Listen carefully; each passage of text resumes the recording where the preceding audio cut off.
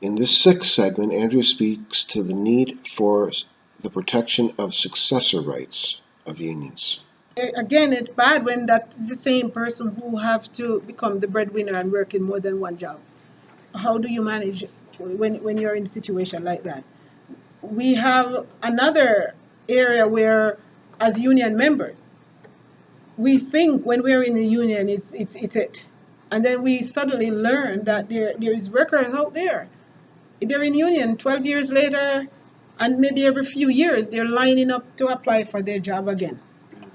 And that's under the contract flipping, where we really want to push on that those companies are not saying to us that, gee, we suddenly lose business and that's why we're cutting back. They're not.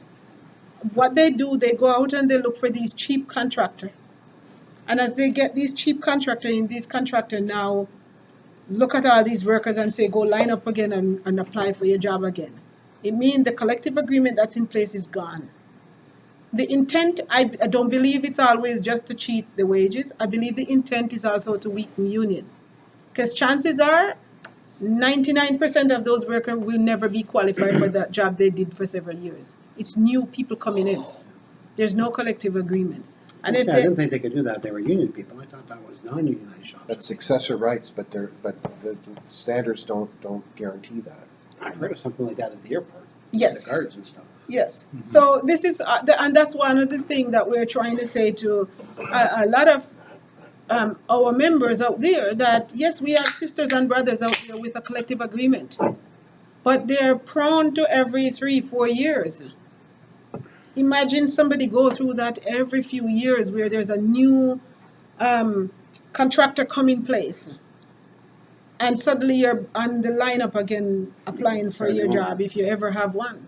Right? We saw that happen when, I think it was right in the time when Target, after Zellers, and Target was saying, no, they can apply like everybody else, but in reality, they're not getting back their job.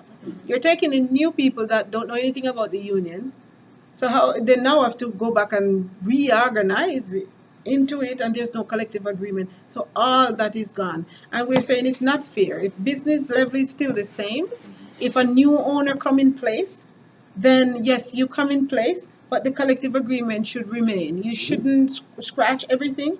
In a hotel sector, I know over the years, a lot of us didn't even know when the hotel was sold. People go about their business, they come to work, they punch their work, have other issues, but they never know when it change hand. And that's what we're saying. If you're changing hand in another place over here and it's not reducing, your business is reducing, why do you do that to your employee? Why do you put them through that? Why do you raise their expectation and then drop them like that? So again, that's one of the things we want to go back to say you're not losing business. You shouldn't then rip the rug from under your employees like that.